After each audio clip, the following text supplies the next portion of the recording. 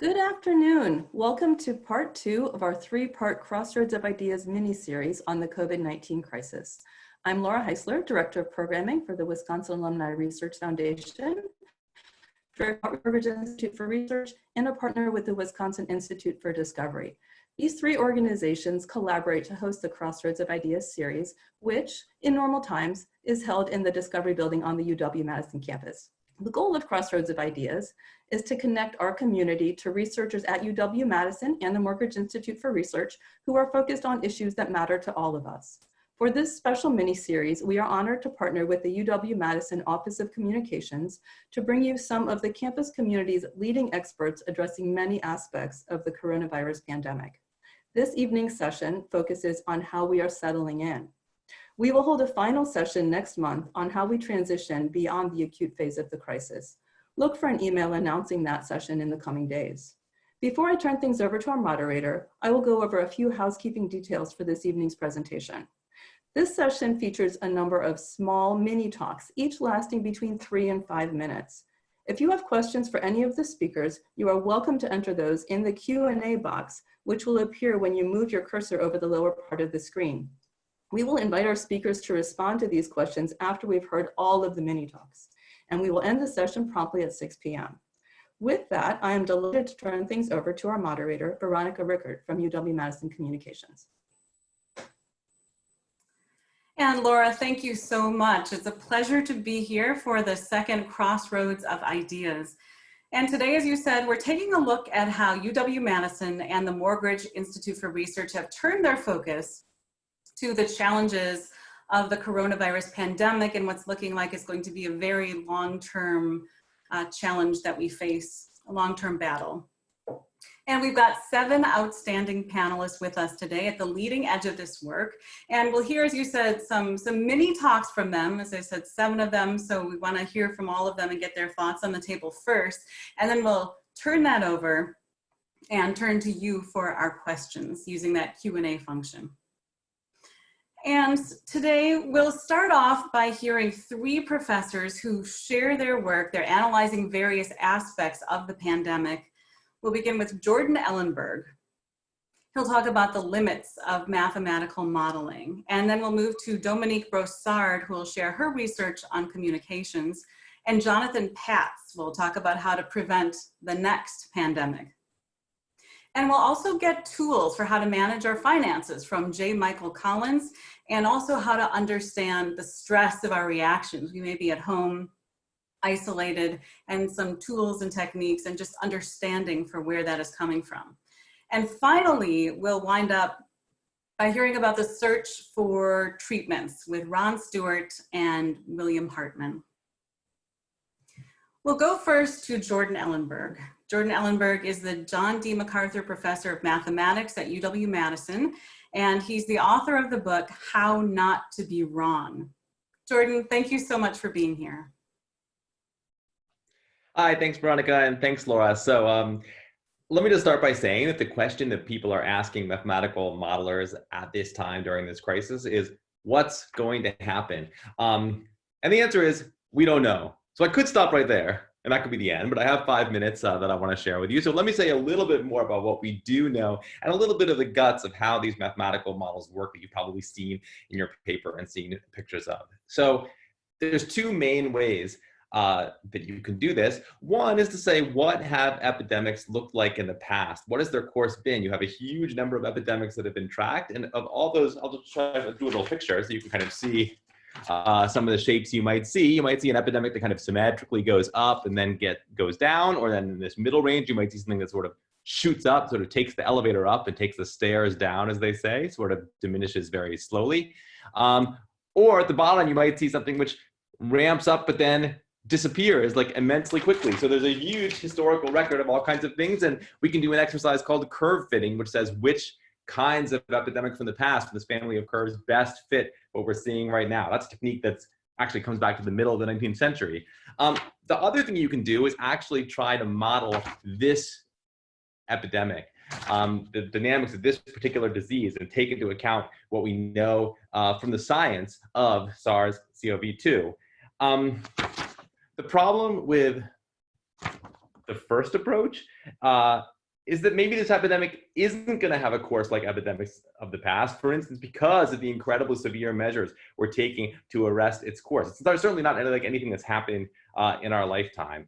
The problem with the second approach, trying to model the actual mechanics of this disease, is that we don't actually know the parameters of this disease. I mean, everything about it is a matter of hot dispute. How quickly it spreads, what percentage of people who get infected have no symptoms. For that matter, how many people have COVID right now? That's a pretty essential aspect to modeling what happens in the future. We don't know how many people have COVID right now, and there's a huge range in what people think about it. So in both versions, in both styles of modeling, we're going to have more and better models as time goes on, as we learn more, inevitably. But right now, we have to accept a lot of uncertainty. So let me just close up by giving you two takeaways. One, every curve you see printed somewhere, you got to understand it qualitatively, not quantitatively. In other words, you should be asking it the question, are we shooting up out of control? Are we past the peak and starting to dissipate? Or maybe are we sort of still going up, but in a way that we're approaching a turnaround, like not out of control? You should be asking that kind of question of the models, not what's the date of the peak so I can put it on my calendar. If you do that, you're going to regret it because it's not at that level of precision. Finally, let me make one distinction that I think is definitely made in the modeling game, but is not so widely shared. Everything you see is what's called a projection, not a prediction. In other words, a prediction would be what's literally going to happen in the future. That's what the word prediction means. A projection is what happens in the future if current conditions continue as they are. So if I throw a tennis ball up in the air, my projection is that it's going to go up for a while straight up, and then drop and land at the ground at my feet. That's a projection. On the other hand, somebody might hit the ball and then it would go somewhere else. So that would be a different prediction, but it wouldn't mean I was wrong about the laws of physics. It would mean that conditions changed in some important way that affected the course of the ball after I made my projection. So I'm going to stop there and pass it on. That's the basic piece I wanted to say. And Jordan, thanks so much for that. So many questions, but we'll have to sit on those until we get to the Q&A part. I'll be here. It was math professor Jordan Ellenberg, again, talking about the math of uncertainty. We'll come back to that. Our next panelist is Dominique Brossard. Dominique Brossard is professor and chair in the Department of Life Sciences Communication. She's also affiliated with the Morgridge Institute of Research. And she'll be talking with us right now about trust, communication, and perceptions of risk in the midst of the COVID-19 crisis. And Dominique, thank you so much for being on board with us today. Thank you so much. Thank you much for having me. I mean, and discussing this important issue with this wonderful panel here today. So I'd like to start by giving you some insight on research we have done with a wide range of partners here at UW-Madison, the Wisconsin League of Municipalities, and the Wisconsin Alliance, Univa Alliance, that allows us to actually put our heads together to think about what's the best way to communicate about this complex issue. So we have found out that the Wisconsinites, by large, are actually complying with physical distancing. And I try to do so because they really care about their community, their loved ones, and making sure that we can move out of this pandemic all together. We have found out also that this is not a partisan issue. People across the board, people across the political spectrum are actually abiding with the safer at home protective measures. And this is really something that's great to see. We also know that people are facing a lot of consequences and a lot of challenges when they do so. They're reporting problems related to financial hardships, mental health issues, and a lot of dimensions that hopefully we can address later on. So the reality is people want to do what's best for their community, but also have faced a number of challenges that we need to address. So this brings me to the point of perception of risk. Why do we, as social animals, are getting scared of different things? Well, first of all, when we think there's a magnitude of something scary that will impact us, that happening across us. Number two, when we feel there's uncertainty and we can do something about it, and our actions are going to help us make sense of what's going on and make us feel safe. And a lot of other aspects with uncertainty being an important one. So that's where we reach what we call the prevention paradox. As we're doing everything we can to actually make ourselves safe, it looks like our community is safe because we reach what public health officials and mothers are calling, you know, the flattening of the curve. So it looks like our community is doing great. The cases are decreasing and the potential number of people infected seem to actually be decreasing. But it doesn't mean that the virus is going away. And it doesn't mean the pandemic is going away. So then the challenge that we face is how can we continue to sustain that effort when we seem to be feeling that we are safer and that like a long-term actually actions that we take in for public health dimensions and public health safety concerns have actually other consequences, such as financial hardships and economic consequences and so on. Well, this is where we go to the question of trust. The question of trust means that all of us that are impacted and have a role to play in this pandemic need to acknowledge the limits of what we do. And I think Jordan was a great example of that. As a scientist, he tells us models are models, and there are a lot of pitfalls in models because as we know more about this virus, the disseminations and so on, we will change the models and what they mean. As receptive to that information, we need to recognize the limitations of what scientists can do right now. The science of today is not settled. The science of today may prove to be wrong tomorrow, and that's okay because that's the way science works, and we're all trying to do our best to give the best available science right now. But I think it's important for all of us that are implicated and that are communicating about this issue to realize that this is not only a public health issue. This is an issue that has a lot of multiple dimensions, and we need to hear the voices of all those involved: economic, businessmen, public health officials, scientists, communities. We can all get over this together if we keep in our voices heard in a constructive way. Thank you very much. That's all what I have to say. I'll be happy to answer questions. Dominique, thank you so very much for joining us there. We were listening to Dominique Brossard, professor and chair in the Department of Life Sciences Communication. And we'll move now to Jonathan Patz. He directs the Global Health Institute and is a professor in the Nelson Institute for Environmental Studies and the Department of Population Health Sciences. Jonathan, so glad you could be here for this. Oh, it's a pleasure to be here. Let me just share my screen. Okay, can you see the screen? Assume you can see the screen. So, so I'm really going to talk about the environmental underpinnings of our current pandemic that are also anticipated as being very important in the next pandemic. And many of you already know about the Chinese live animal markets called wet markets. There's actually a domesticated wildlife industry, but there's also illegal wildlife trading in China. And as you can see, the animals piled up here, very unnatural environments for pathogens to spill over from one species to the next species. So we know about these wet markets. We also know about international travel, and that these are two key proximate causal factors that have led to our current pandemic. But I want to go upstream and talk about human incursions into and disruption of nature, and how these disturbances have actually primed the pump for the current pandemic. And the coronavirus pandemic tells us a lot about our relationship with the natural world. Now, this next slide is really the whole story of our current pandemic. And at the front end of this spillover event, which means spilling over, a disease spilling over from animals into humans, it's called a zoonotic disease. So every time you see that blue lightning bolt, everything aligns and you get a spillover event. And at the front end on the top, what you see are changes in the animal reservoir host. The animal is carrying disease. What is their distribution? What is their density? Which dictates how much pathogen is in their population.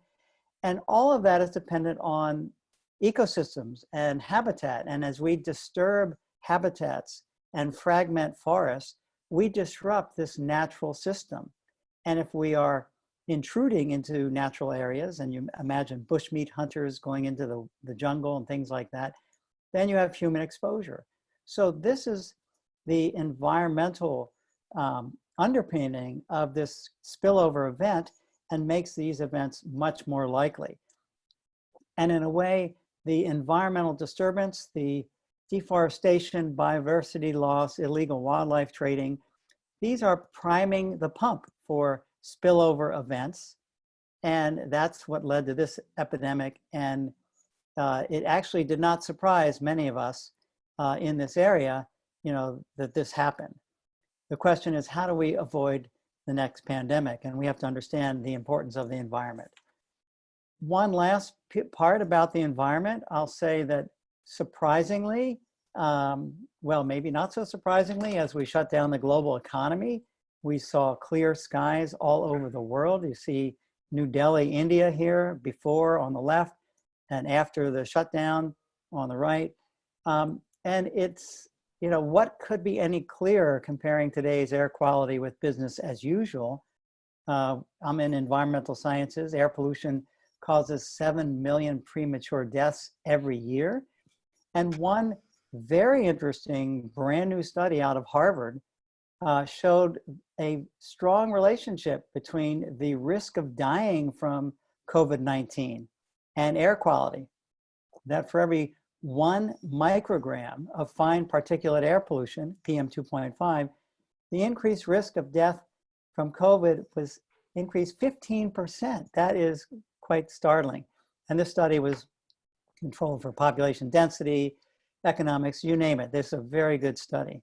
So I'll end by saying, looking at this picture and learning what shutting down a mostly fossil fuel-based economy means across the world, I asked this question at this time: do we really want to uncork the conventional fossil fuel economy, or do we want to get to a clean energy economy where everyone prospers? And in the midst of this pandemic, when everyone, we have an emergency and people need to care about their families and their own well-being, we have these $1 trillion stimulus packages coming through, which is very important. But the next stimulus package that comes through, do we want to be putting that into old technology or skating to where the puck is going to be and get to a clean energy economy when we get out of this? Thank you. Jonathan, thanks a lot for that. Again, so fascinating, a lot of questions, and we'll come back to those. You're watching Crossroads of Ideas, and we're turning now to two panelists who can help us make some sense about the situations we personally may be going through, both with our emotional well-being and with our household budgets. We'll go first to J. Michael Collins. He's Fetzer Family Chair in Consumer Finance in the School of Human Ecology. And he is a professor at the La Follette School of Public Affairs and director of the Center for Financial Security. Michael, thank you so much for being with us. Thanks, Veronica. I appreciate being with you all today.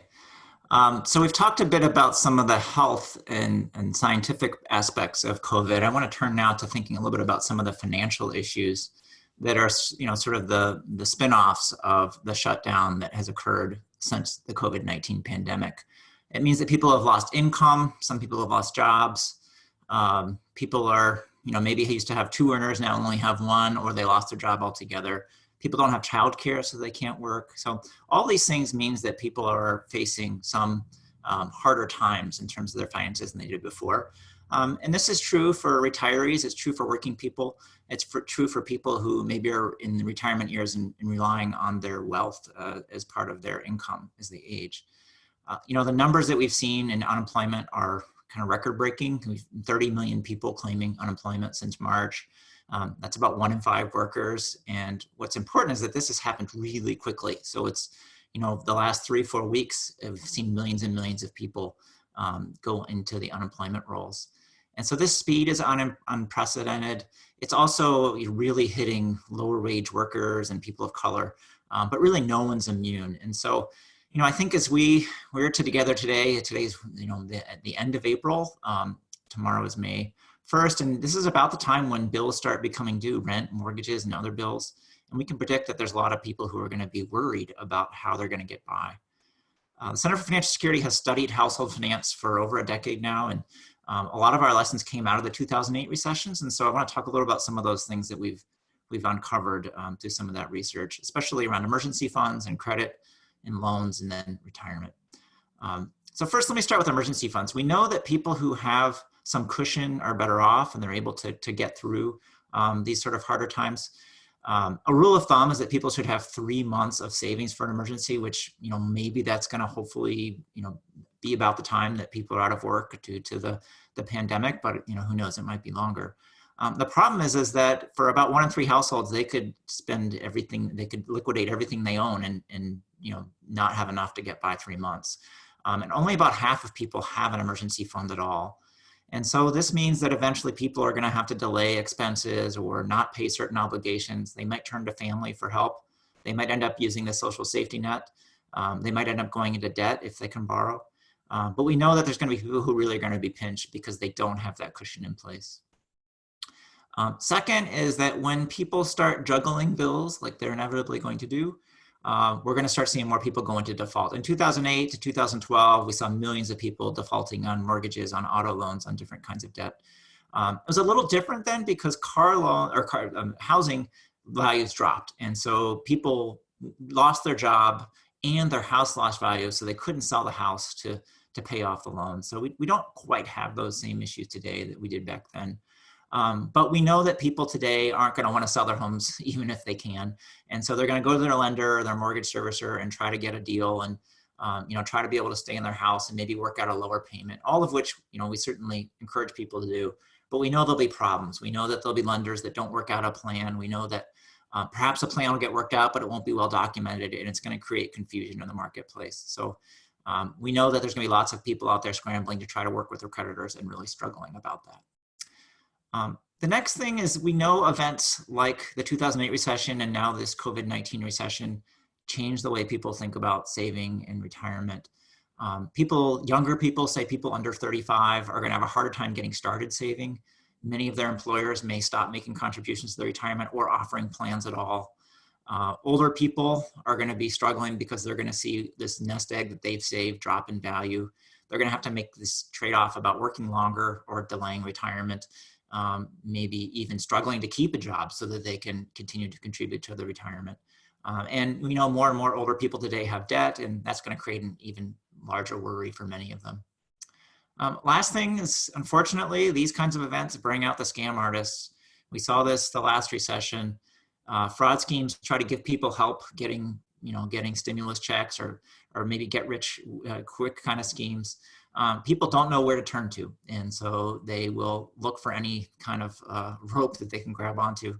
UW Extension created a website and some videos in early March or mid-March to try to get ahead of this, and they've seen thousands, tens of thousands of hits and views. We know people are really hungry for objective information, and they just don't know where to turn. A recent survey that the Harris Poll did for the National Endowment for Financial Education shows that 9 out of 10 people are worried about their finances. These are the people we see around us all today. And we think it's going to be quite a while before people can take some time to come out of this financially. Mike, thanks so much for that great information. It was super helpful, and hope to come back to that and get a little more into that. That was J. Michael Collins, Director of the Center for Financial Security. And now we turn to another pressure point during this pandemic, the isolation, the stress. And some of us may be sheltering with family, others of us may be alone. And that may cause feelings to come up, loneliness. It may accentuate things, issues that we hadn't had before. And I want to talk about that now with Karen Smith. Karen Smith is a postdoctoral scholar in the Child Emotion Lab at the University of Wisconsin-Madison.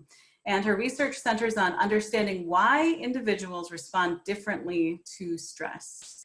Karen, thank you so much for being here. Thanks so much, Veronica. It's great to be part of such a wonderful panel.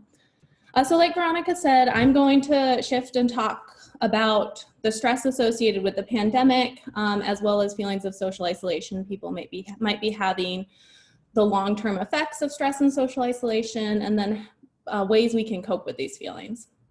So stress is a term that's used a lot, and it's often used very differently depending on the context. When we as researchers are talking about stress, we refer to this, it's really referring to the psychological response that's elicited when an individual perceives an event, and this can be either a real or imagined event as a potential threat. And this perception aspect of stress is really key. It's not so much about the event someone is exposed to, but rather their perception of them as a potential threat or stressor.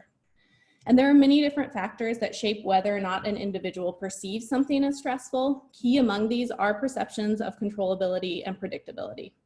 And I think, as has been illustrated well by the other panelists who have spoken already, the situation surrounding the pandemic is full of aspects that make it feel very uncontrollable and unpredictable.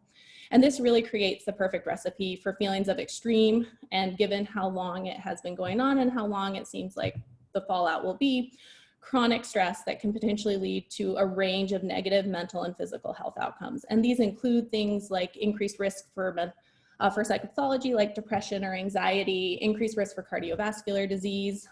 Stress also alters immune functioning, which in turn increases susceptibility to disease. Additionally, we're all being asked to physically distance ourselves, which can increase our risk for feeling socially isolated, and social isolation in turn increases risk for a variety of negative health outcomes. So what can we do to help alleviate some of these feelings of stress and isolation we might be having associated with the situation surrounding COVID-19? There isn't one size fits all method of coping that's going to work for everyone. Because stress is all about how an individual is perceiving their environment, the coping mechanisms are also fairly individual based. However, research does suggest there are a few things people can do that tend to work well for a large majority of people. So while control and predictability play an important role in alleviating stress in situations like this one, where we really lack any sort of control or ability to predict what's going to happen next, trying to do so can actually exacerbate the stress we may be feeling. And so in these types of situations, it's important to sort of accept that you can't change sort of the larger picture at the moment, and you can't control what's happening on the larger scale. But you can try and exert control over sort of smaller things you do have control over, like your daily routine, daily exercise, and things like that. That can be helpful in alleviating stress. A really good example of this comes from studies that were done in nursing homes with residents who had recently moved in, and moving into nursing home can feel like you're losing control and be a change from your regular routine and feel very unpredictable, and is associated with sort of increases in stress. This series of studies for residents provided them with the ability to exert control over smaller aspects of life, like decorating their rooms, and then also performed studies where they provided them with predictable, regular visits from undergraduate volunteers, and all of those things helped alleviate some of the stress associated with moving into nursing homes. Additionally, reaching out to and connecting with close friends and family can be really helpful. It won't only alleviate any feelings of social isolation you might be having, but social support and social relationships also play an important role in buffering stress. Last, both stress and perceived social isolation shift how we're attending to our environment, which can create a reinforcing cycle in which feelings of stress and isolation, because they particularly shift attention towards negative information. So these feelings can lead to an individual perceiving themselves to be under more threat, thereby exacerbating feelings of stress or isolation. Recognizing that this is happening can help counteract and break that cycle. So for example, if a lonely individual who receives an ambiguous text message, or a stressed individual is going to be more likely to perceive this message as negative, recognizing that that is happening can help you reinterpret information you're receiving and sort of break out of this cycle where stress exacerbates stress. So I'll go ahead and end there and pass it back to Veronica. Karen, thank you so much for sharing that. It's really important information for us to have right now. And before we move on to our last two mini talks, I just wanted to say that you're welcome to go ahead and ask questions now using, again, the Q&A function. We have a few in, but we'd love to hear from more of you and hear what questions are bubbling up in your mind as you listen to these presentations. And now we turn to the search for COVID-19 treatments. Ron Stewart is the Associate Director of Bioinformatics at the Morgridge Institute for Research. And he's here to talk about his analysis of biomedical articles and gene expression to identify potential COVID-19 treatments. Ron, you're on a deep hunt for treatment candidates. What do we need to know in that area? Well, I guess we'll try to find out. There's a lot of potential treatments out there. Let me see if I can share my screen here, because I do have some slides, and get this thing going. So that's Utah up at the top there, since we can't, and none of us can really travel anywhere. There's Delicate Arch and things like that. And in searching for COVID treatments, we're taking two strategies. One is to look at text mining, all the articles that have been published in the literature, the biomedical literature, to look for drugs that we could possibly repurpose for COVID-19. And the other is to look at gene expression patterns in both severe and mild cases of COVID-19 patients to get an idea about how we might be able to treat them better. So in the lower left there, that's Finn Kusisto and Kalpana Raja, who are working on the text mining project, and Scott Swanson is working on the gene expression one. So there's about 2 new papers that go into this database called PubMed, which holds all the biomedical papers. And they get 2 new papers get in every minute. And so it's just talk about stress. It's overwhelming to think about trying to keep up with all the literature. So if you stack up the papers, they're about 23 miles high. That's Mount Everest over there on the lower left. So a while back, we developed this algorithm called Kinder mining, which reads through all 30 million biomedical papers in minutes. I put reads in air quotes there to try to summarize knowledge. And so we're wondering if we could use Kinder mining to get an idea about what drugs might be useful for COVID-19. And so for today's talk, we're only going to be talking about FDA approved drugs, not all drugs, because the idea is that we can more rapidly take an FDA approved drug, which already passes sort of some safety criteria and for some other disease, and then apply it to COVID-19. And so what KinderMiner does is that here's one of those 30 million abstracts. And you say, well, what about COVID-19? Well, it finds COVID-19 in that abstract. And then you say, well, what about some drug? And there's lopinavir, which is a drug. And so it counts that as a hit. And then it repeats this procedure for all 10,000 drugs that are out there, overall 30 million abstracts, which would be impossible for any human mind to do. And then it comes up with some statistics about how frequently COVID-19 in this case and lopinavir come together. And so that gives you an idea about whether or not lopinavir at least is associated with COVID-19 and might be useful for treating COVID-19. So that's one algorithm that we're working with. There's another one called word vectors. And this is Jonathan Firth, who in 1957 said, you can understand the meaning of a word by the company it keeps. And so for instance, here's a sentence: the fluffy dog barked as it chased a cat. And because fluffy is near dog and bark is near dog, probably those words are often associated with dog. And so you can look at all the sentences in PubMed, millions and millions of sentences over these 30 million articles, and do a bunch of math on them to come up with associations between words. And so we can use these same kinds of associations like we do in KinderMiner to find associations between drugs. So now we have a Kinder mining list and a word vector list, and we put them together to come up with our best ranking. And this is all very preliminary, and this should all be taken with a grain of salt. But when we do that, we find, if we look at just the first top 10 out of this list, of which we have several hundred in our whole list, we find 6 that are on this, the scientific community already recognizes as a potential COVID drug. There's one that maybe is a new COVID drug in the top 10. There's another roflumilast that treats lung disease, and 2 that have something to do with cancer. And there's going to be some false positives in these lists. And remember, this should all be taken with a huge grain of salt. These are just based on papers.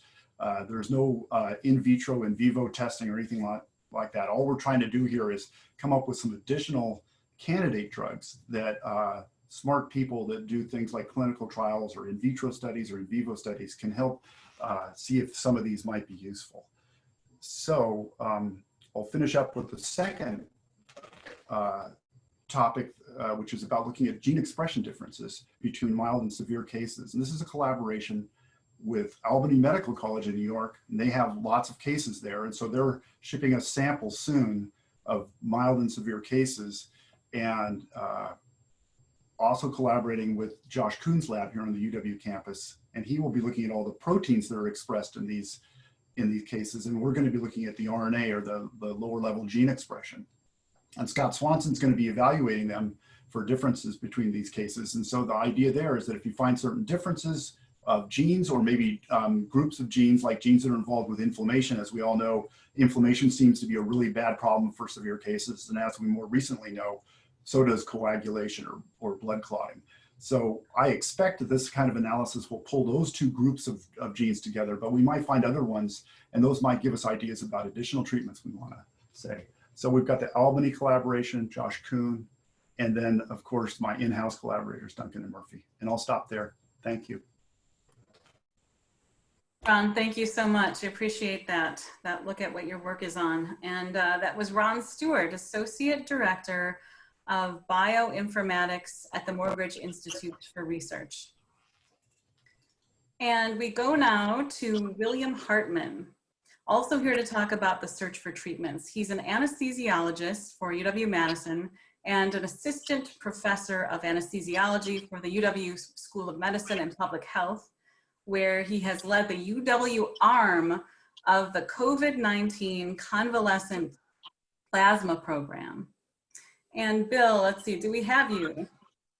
I think so. Can you hear me? I can hear you. I can't see you, but. That's okay. I'm not that good looking. There you are. Excellent. Okay. So Bill, your question, which is an excellent one, is what do you do when there is no cure? What is the answer to that? Well, first, let me start out by saying that thank goodness pandemics are not commonplace. And there isn't necessarily a roadmap on how they should be handled, especially from a medical practice point of view. And that said, as an anesthesiologist and a frontline physician in this, I am grateful to the thoughtful, strategic, and disciplined approach taken by UW Health and the UW School of Medicine and Public Health leaders. At no point during this have I ever felt unsafe or under-supported during this very trying time. And I have to commend them for their outstanding work and their extraordinary communication. But what I'm going to talk about here is what do you do when there is no cure? How do you find hope? And so one of the really amazing projects I think that's come about is the COVID-19 convalescent plasma program. Convalescent plasma is an ages-old technique that really does similar but opposite to what a vaccine does. So there's active and passive forms of immunity. Active immunity comes when you give a person a vaccine and they're able to mount a response to that vaccine, and they develop lifelong immunity. We don't have a vaccine for this coronavirus. And so we go with what we think is the next best option. And that's just taking the antibody that people have already created and fought off the virus with, extracting that from the donor and giving that to a sick person. This is called passive immunity. And so when the virus was hitting our home front and having seen the devastating effects that it had in other countries without any real treatment options, an immunologist named Arturo Casadevall at Johns Hopkins suggested that we try using this ages-old technique of using convalescent plasma to attack the coronavirus. And he, along with my old colleagues at Mayo Clinic, developed what they thought would be an effective protocol for COVID treatment. And then they began to network, reaching out to a couple hospitals that they thought could develop convalescent programs at a breakneck pace. It's important to keep in mind that to prepare for next year's flu season takes about a year to do. Here we had 2 to 3 weeks to come up with a program. And so we were called on to join the consortium very early, and UW stepped up to the plate. And with the support of the leadership and the tireless work of folks here at the Office of Clinical Trials and Transfusion Medicine, our internal medicine, infectious disease, and critical care medicine, we were able to take the concepts of figuring out how to identify the donors, how to test them for COVID disease, how to collect their plasma, how to transport it to the hospital, and then transfuse our patients. And each of these parts takes a whole team of people to coordinate. But we were able to go from the concept to actually transfusing sick patients in 15 days. Clearly, it's a Herculean task that was achieved under incredible stress and in the toughest of times. But in the toughest of times, I really think we saw the very best of people and the very best of University of Wisconsin. So having developed this blueprint, other hospitals began to join the consortium. They reached out to us. They reached out to some of our other hospitals that joined early to figure out how we were able to build these programs so quickly. And quickly 10 hospitals became 40 hospitals, and then 40 hospitals became 100 hospitals. And now the consortium in 6 weeks' time is at 2,000 centers nationally.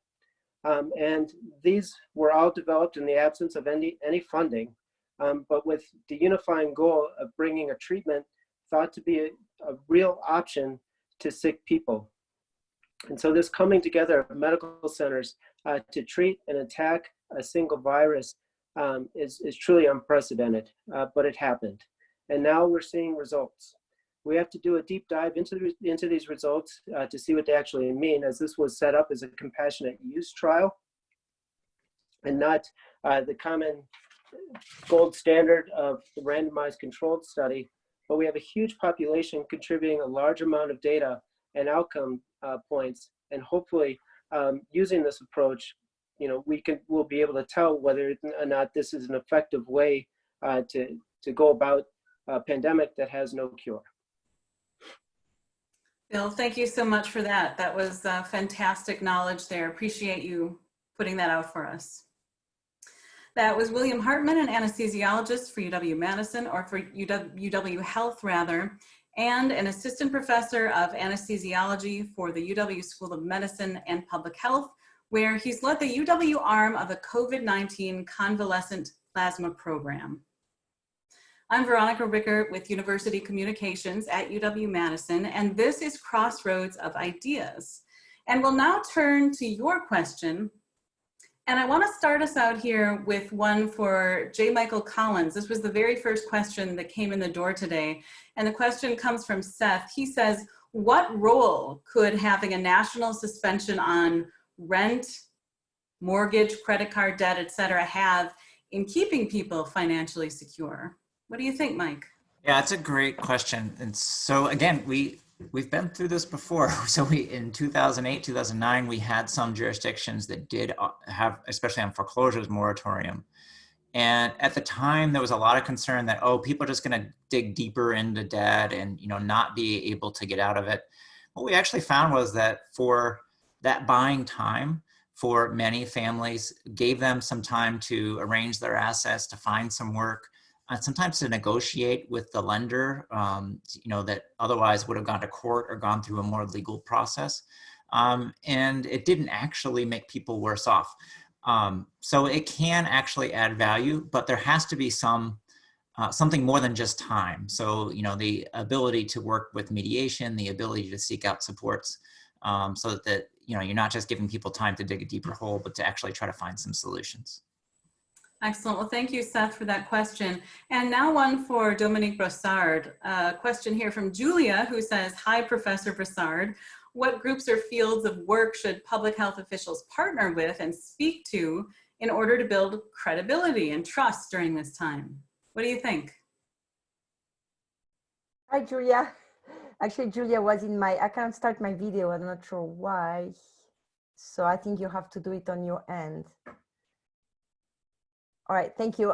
So that's a very good question. Well, the good news is if you look at how much people trust public information providers, public health officials always come at the top. So like people in Wisconsin and beyond really trust public health officials as far as like what they say about the pandemic. So the issue is for that information to reach the right people.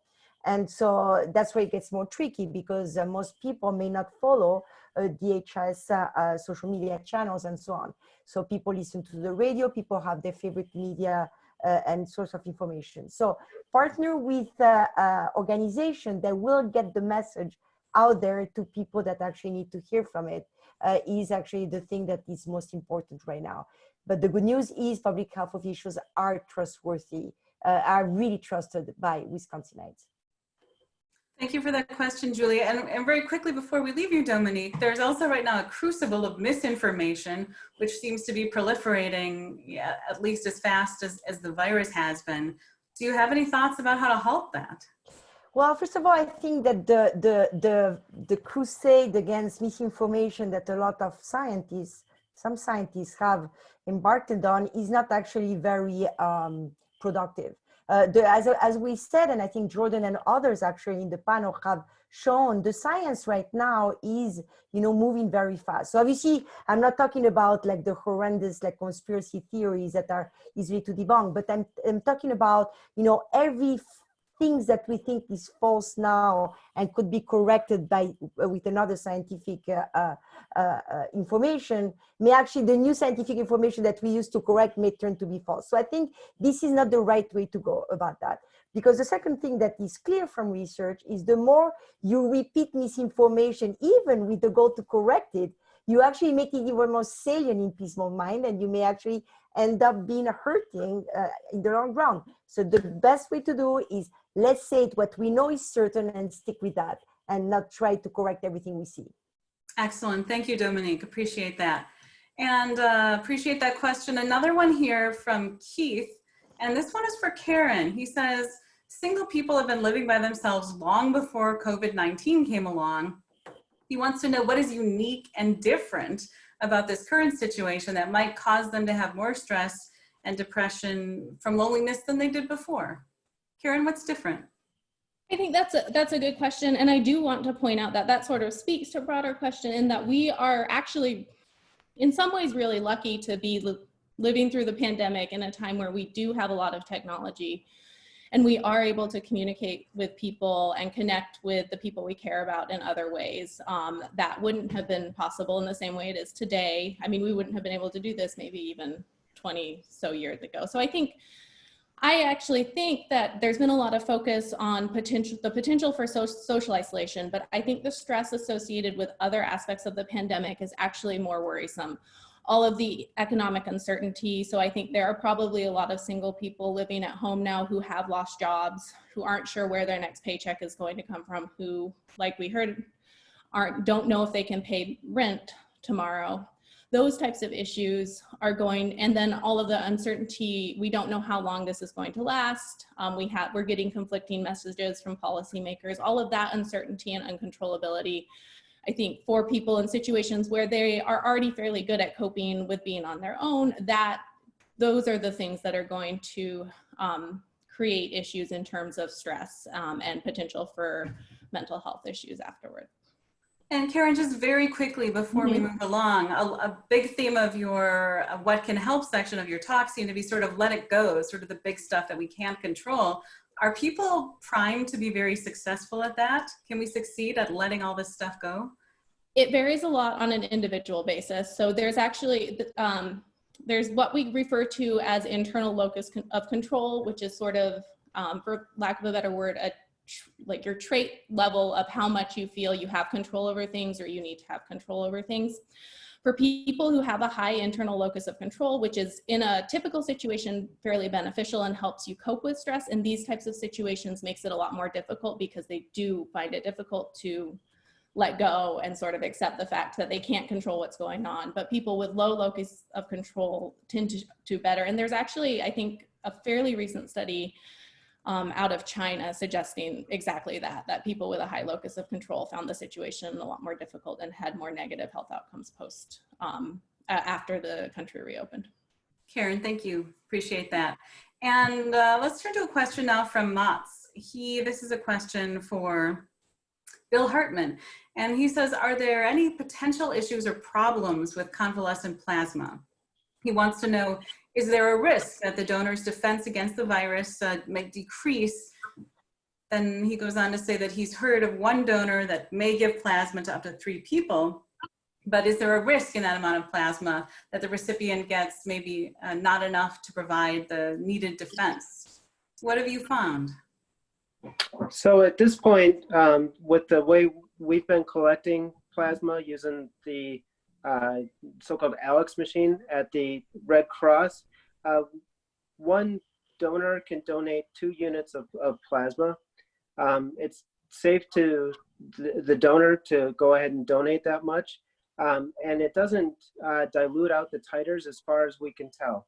Our data is based on studies that looked at the coronavirus SARS, not necessarily the COVID-19 virus, but the titers were still somewhere in the 1 to 160 to 1 to 320 range. And so it was very concentrated titers of antibody that we were able to transfuse. And we're assuming, given that these are similar time points that we're collecting the plasma, that we are giving an adequate amount of antibody to the patient. Until the consortium comes up with a antibody test that they find reliable, and ELISA test that is reliably able to measure the titers, we won't know exactly how much antibody we are transfusing. But we are saving back some of the plasma so that we can retroactively go back and figure out which titers seem to have the greatest effect, so that we can prepare for the future. To the other part of the question, can convalescent plasma have a risk in the recipient? There's always the risk of some other virus or some other thing that was in the donor's body getting into the recipient's body. But the blood is screened, the plasma is screened just like any other blood that would go through the blood bank that we would give somebody. And so we find it to be a very safe process. Are there theoretical risks of making the infection worse with the transfusions? That is a theoretical risk, and it is something that we consent everybody before before they agree to go ahead with the transfusion. We think that that risk is extremely low, given the 100 years or so of therapy with convalescent plasma. And we have not seen that happen as of yet on the national scale, but it is a theoretical risk. It is something that we do worry about, but so far we've been pretty lucky, and things have looked okay. So thanks so much for answering that one. And one here for Professor Jordan Ellenberg. Roger says, is the mathematical modeling more applicable for stay-at-home countries as opposed to those that don't? For example, Sweden, I guess. Jordan, do you want to weigh in on that? Yeah, a couple of things to say. I would actually say the opposite. Modeling is, I'm most confident in models that model what happens when nothing changes, which would be no attempts at mitigating the epidemic at all. So in some sense, the models I have most confidence in are the really scary ones that were the models of what happens if we do absolutely nothing. Now we chose not to be in that world. But that means that what we're trying to model is the effects of interventions that we actually do, which involve human behavior, and that's a lot more complicated. I will say about Sweden in particular, and the Netherlands are another example, there are countries which have done a lot less governmental restriction of motion. Nonetheless, all the data shows that people in Sweden actually are moving around like a lot less than they were before this pandemic started. So I think you have to be careful when studying, remembering, I mean, this sort of speaks to what Dominique said about people's perception of risk, that there's what people are forced to do, but there's also the changes that people make in their behavior unenforced. And we have to track those too. So I put in the chat, there's a great website the Song Gao at the geography department put up, and maybe we can link that somewhere where people can see it, that you can really just see for every state in the United States how people's level of motion and what percentage of the time people stay at home has changed by tracking their cell phones. And that's a different story from what's being enforced by governments. Thank you for that. Appreciate that answer. And one here now, as we get toward the end of our time together, for Jonathan Patz. Kenneth says, Professor Patz helpfully highlighted the environmental aggravators. He wants to know if you have any suggestions about how we might reduce environmental disruption, pollution in general, and fossil fuel pollution in particular. Now, you mentioned that. You said, do we really want to restart the fossil fuel economy? But is there, you know, as a tack onto this question, Jonathan, do we really want to, is there a through road to that clean energy economy that you were looking at? Sure. I mean, I think this is, you know, we're in the middle of this pandemic and it's an emergency and we're thinking about our families and getting through this and a cure and a vaccine. But I think it's so important just to make sure people recognize that our own health is inextricably linked to the health of ecosystems. And from cradle to grave, this pandemic started with ecosystem disruption and illegal wildlife trade and the wet markets plus international travel. It started with disrupting the ecosystems. And we're finding that it's ending even with the risk of mortality from increased pollution. The Harvard study, striking finding. So number one, it's how important environmental aspects are to this that I think we need to be reminded of. As far as specifically the fossil fuel industry, the emergency is the $1 trillion spending for recovery. And that, do we want that money to go to, for example, fossil fuels, which have had huge subsidies? I think this is one other emergency, is the amount of money going in right now that could be going to the wrong places, that sets us back into the same old pattern. And again, a reminder that turning off the global economy has cleaned up the air around the world. 7 million people die annually. That's something that is a wake-up call, that I know that we're dealing with the infectious disease pandemic now, critical, but it's a wake-up call that, wow, a whole lot of people die from other factors, and now we see a clear vision for the future. Terrific. Thank you for fielding that, Jonathan. And we have less than a minute, but very quickly to Ron Stewart, we have a listener wondering if we are using Petri dish organ systems to speed the search for treatments. It's funny, I was just about to try to answer that on the Q&A. We're not currently doing that. We're entirely a dry lab, but there are people that are doing that. So there's lung epithelium models and other types of models, and organoids are a reasonable way to do that, because you can get some elements of the 3D structure and yet do them in a multiplex fashion, so you can test a lot of things. Excellent, and we'll leave it there. Thank you so much to our amazing panel. We got, I think, an incredible array of information and wisdom out there in just an hour. So thank you so much. Thank you for watching. I'm Veronica Rueckert, and this is Crossroads of Ideas. Thanks, Veronica. And I just want to add my thanks to you for a tremendous job moderating, and remind everybody that we will be contacting you about the final installment in this series, and that you can watch this video and the video of the first session, if you are interested, at discovery.wisc.edu/crossroads. Thanks so much for joining us. Stay safe and be well.